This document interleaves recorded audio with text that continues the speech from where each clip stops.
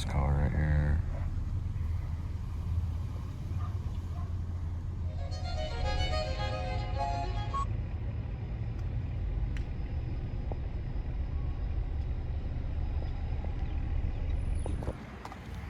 All right, 738-51. These apartments right here are called the Springs. This is a second day of a lost dog, so he's been lost for more than a day.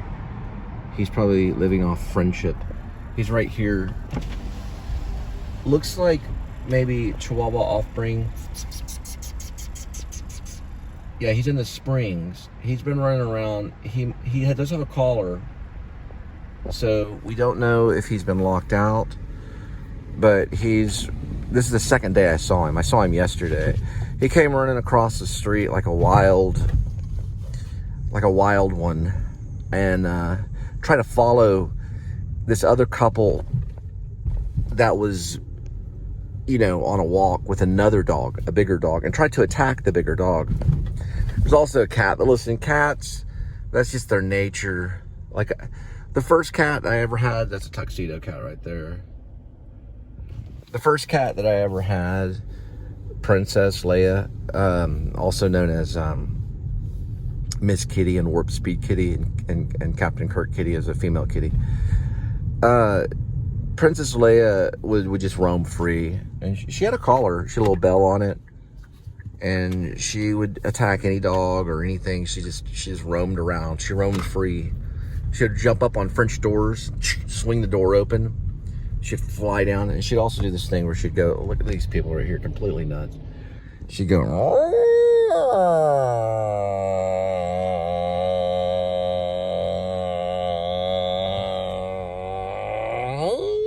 like that.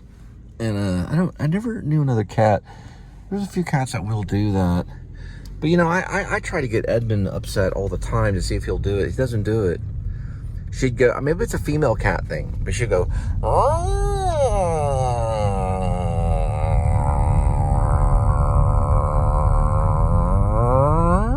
like that. Flip me out, man. The cat's fucking crazy. There's cats everywhere. Okay, that's just the nature of cats. If the cats are indoor, they stay indoors. The ones that roam free. But dogs are a little different because they'll go run. They'll go running around. We don't know if anyone's going to help that Chihuahua, what's going to happen to it. I don't know if it has a tag or what. All I know is it's running loose in the Springs right off University. And who knows how many people watch the show for real. According to Google, not that many. So I don't know if the message will get around, but I can at least try. All right, we're off.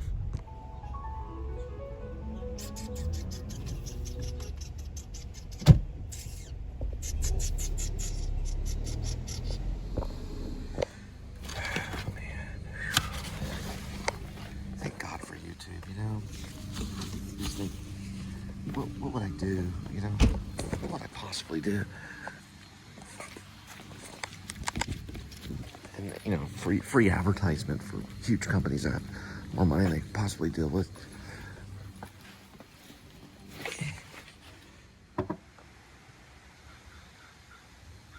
Yeah, so I heard about Richard Lewis passing. We lost him in 2024. Lost a lot of interesting people 2024. Can you imagine Richard Lewis on Breaking Bad, you know, just like a moment of it, you know, just him and Walter White, you know, and they're like trapped, you know, and, you know, they're in the desert and the Mexican mafia is waiting to kill them or whatever. They're tied together. Richard Lewis is like, you know, I thought I was paranoid. You know, I thought having a rear mirror on my stationary bike, you know, and look, I was right. You know, here I am. I'm tied to a teacher that is also a chemistry teacher that knows how to make really great meth. You know, Richard Lewis, you know, he nailed them one after the next. He was very funny. It was a very funny comedian. Now, of course, that wasn't that funny, but you know, he could do it. If I gave him the jokes, he would move it around a little bit and, you know, put a little commas in there and put some logic in there, call Seinfeld, whatever he did. I don't know if Seinfeld and Richard Lewis talked, but I saw photos and I realized that he recently passed. He had like a bi-level haircut. He looked like a guy that maybe listened to Van Halen secretly. And, you know, had like these cool suits, you know, and he did this like Michael J. Fox inflection on everything, you know, like, oh, I'm going to do this, and then, you know, and it would be like an end kind of joke thing, if that makes any sense at all. And I was just listening to him, and I was like, hey, you know, he took a little from Michael J. Fox, a little bit. All right, 803.6, 2. No. I mean, I just inspiration, Richard Lewis. I know my Richard Lewis impression's about as bad as Seinfeld. But Seinfeld, you just simply just go, you know, what are you talking about, Cole? You raise your voice like this. You make a joke about nothing. Cereal, Kellogg's and Post. But really, about Linda, I don't, you know, we know that her last name is Gray. I just lost my GPS, so I was going to do a whole thing, but I have no idea where I'd be going, so we're going to have to cut here. I'm just going to leave it there. I went back to Richard Lewis, or something about kissing and weeping at the same time. Richard Lewis was an original. He had some funny stuff. He went on a lot about neurosis and paranoia. I love the joke about, I was paranoid, I got a stationary bike, so I put a side mirror on it, you know, so he could look behind him while he was on the stationary bike exercising. But, you know, really about Linda, she can sometimes go on. Now, used to when she was working, she hasn't worked for a while. She's had a few little jobs, a little stint at Taco Bell that lasted, I think, a day or two. And then she had worked some places for like 6 months, Sprouts, where she cut her thumb at Sprouts. And then later she worked at Subway, where she cut her thumb again. I don't know if it's the same thumb, on a paring knife at Subway. And it was pretty bad. I had to rush her to the hospital. The only thing is, the first hospital the clinic that we stopped at the first time, she didn't agree with their pricing. She said they're bleeding out. You know, I'm like, let's not worry about the pricing on them stitching your thumb. Let's get it taken care of now. And then we had to go to a state, Harris, not state hospital. We should have went to the state hospital, Harris Hospital. No, but I was going to say, she could go on for a very long time about just one little subject. And I'm not going to tell you about what, you know, it was, she was upset about. This had to do with connections to her car. But it can be something that would happen at work. And it was one little thing, you know, the lady said something, you know, like a manager said something to her, and it could be something very silly, like her dropping a bottle, but it would go on for 4 hours. And if that was a stand-up comedian routine, I don't know if people would get it or not, but eventually they would start laughing. Because it would go on for 4 hours. You know, you talk about one little moment, minute moment. Now, I don't know if everybody's like this, but one minute moment at work, you know, something that goes wrong, and it goes on for 4 hours. You know, she only worked like a 5-hour shift. Then she spends another 4 hours talking about one minute moment. Very strange. We're going to go ahead and cut from here. From the 2001 soundtrack, the sound...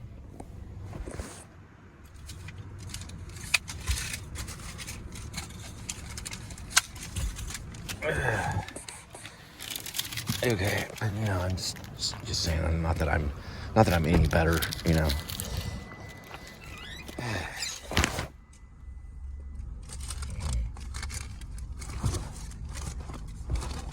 Okay, let's see. Yeah.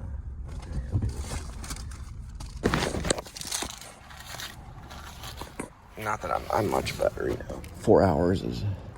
I'm going to go ahead and cut here because I'm thinking about editing. I'm just like, okay, that's enough jokes right there. All right, next one's 812-4. I don't know if I can show it without identifying, you know, where I work, but there's a lot of this going on with Richard Lewis. You know, it was like, it was either you were looking behind him and he was doing a lot of this. You know, and the one, I'm seeing a moment with Robin Williams and Billy Crystal and Richard Lewis, and Robin Williams only got in a couple, you know, Robin Williams would interrupt. There's like a talk show, and it was kind of a comedian show, and Robin Williams was trying to interrupt it, but Richard Lewis was very, you can't really rip him off that well. It was like, you know, it's almost like listening to like a book, or like a, you know, someone thinking, you know, like their thoughts. And then Billy Crystal was very quiet, but he just, I mean, he would lose it. Richard Lewis would lose it. He just, I'm paranoia, and then I'm just having a custody battle with this lady and orgasms and all this stuff. Just non-stop, you know, jokes about failed orgasms and failed relationships and sexual preference, and, well, more like sexual failure. You know, it was just it was very the analysis, you know, it was like, you know, the therapist would probably walk out and quit, you know. 8465 2.9.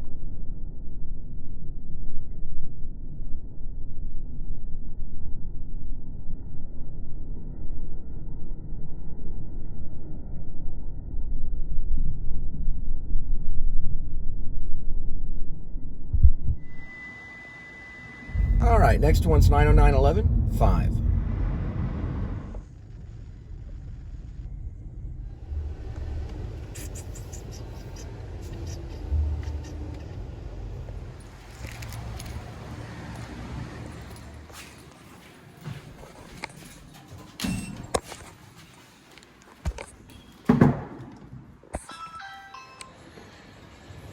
You're all the way from California.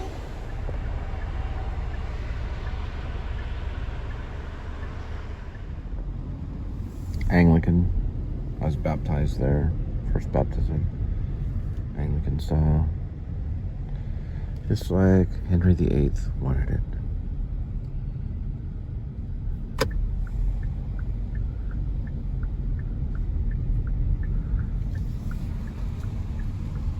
Remember, there's a tuxedo cat over that way.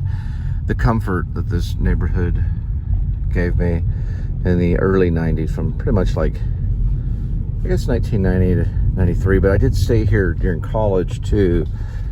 94, a little bit in 95. I eventually went to Denton in 97, and then to Long Beach, California in 2000. Going into 2001, December of 2000. Okay, let me see if I get this right. Let's see. No, it's a different one. Yeah, this one's 5th. Okay.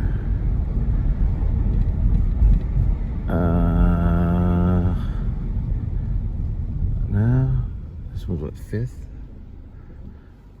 Yeah, I'm always at a different angle. I was gonna say the two of the houses, but I'm on Robert.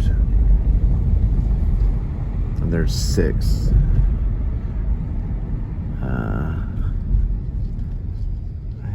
Let's see. Yeah, this is Robert's a weird angle.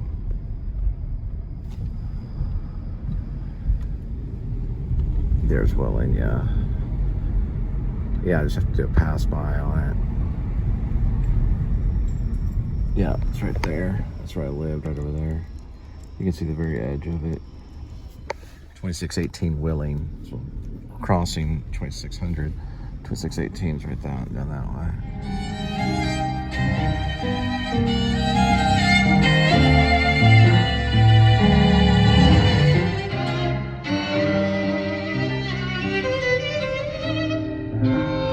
I still like that joke about, you know, just recently I got a stationary bike, but I've been so paranoid that I put this side mirror, you know, so I can see behind me when Richard Lewis joke passed away. You know, he went through some weird hair stages, Richard Lewis. You know, at one time it looked like he was a major Van Halen fan doing the David Lee Roth, you know, kind of with darker hair. It went through different stages. But, you know, it eventually worked its way out.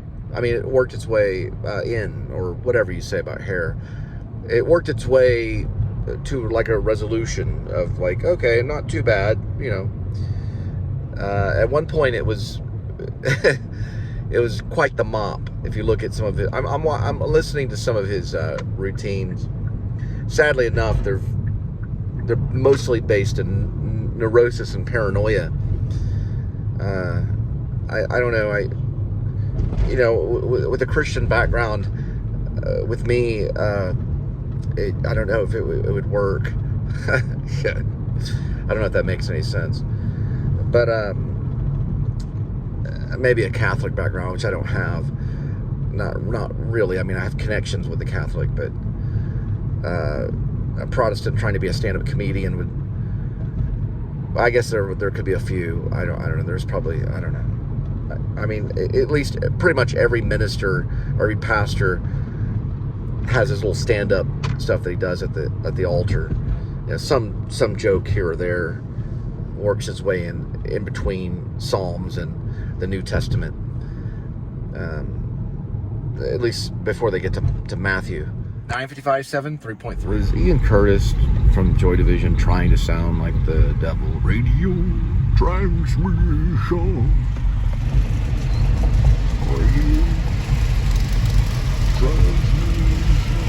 Rockwood Go-Kart, spelled with a K, just like Gia. Don't know why it's funny, but it is. Okay.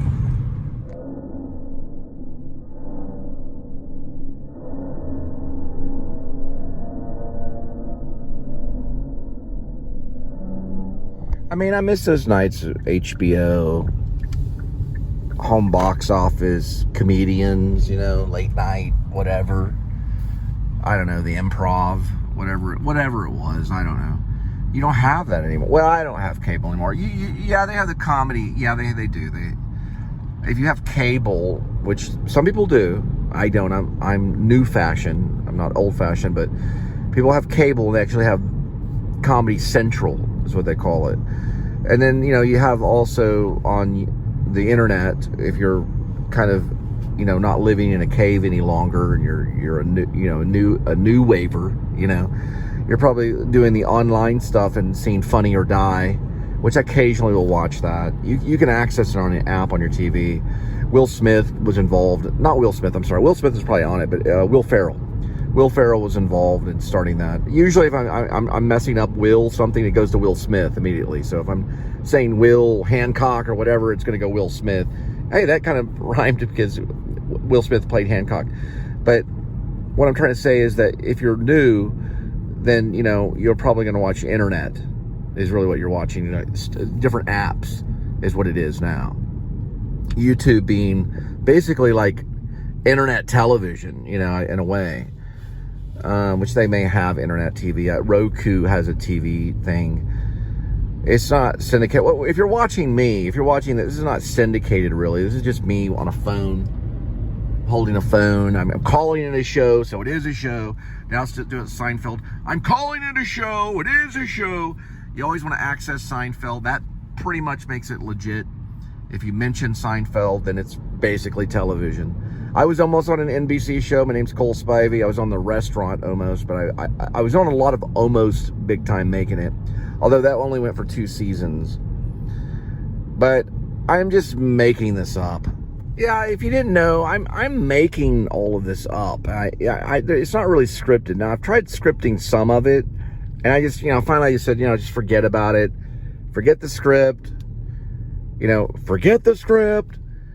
You go, I'm so tired, I can't even do Seinfeld. That's how I'm wore out right now, guys. I'm like, sometimes I'm really high energy and I'm just throwing it all out there. Lately, let me just tell you this, I don't do drugs, you know, I really don't, not even aspirin, but I know that some of these stand-up comedians probably did. And then all of a sudden they disappear, you know, and they'd come back with a big beard like David Letterman. But yeah, you know, I mean, this is not anything, you know, you don't have to watch it. I mean, if you're watching all the episodes, I'm probably going to ask you to go seek help. This is mostly just because it's the only way that I can do it relatively. Like, well, I missed this part. Look at that brownstone building there. You know, something could have happened. There could have been a cat. Someone could have lost a cat or a dog. And then they go, well, thank you, Cole. I was on Azle Avenue between 25th. I found my dog. He didn't make it. I'm sorry. No, I don't want to. No, that's bad. The dog always makes it. Don't mess up with pets' lives. The dog made it. The dog. We don't know what happened to the Chihuahua at the Springs. Please check on him. His tag, we don't know if he's got like a little ear tag thing where they can find out the owner. He's running around. He looks very hyper. Maybe he's gotten something to eat. He's living on love. He's living on friendship. He's just running free throughout the world, which is not safe for a dog. Oh, I'm so tired. I thought about quitting, but then I thought, you know, look, seafood. I thought, you know, what the heck? I'll just keep going, you know.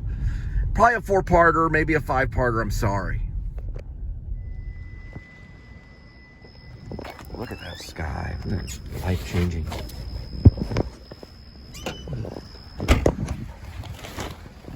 Yeah, so, you know, I came up with this van right here, and this guy had the cast on his arm, and he was trying to load this small love chair into the back seat. And, you know, he asked me, like, are you a size 14? You just can't help me with this for a minute. I'm trying to get this in my van. It puts the lotion on its skin or it gets the hose again. Was she a great big fat person?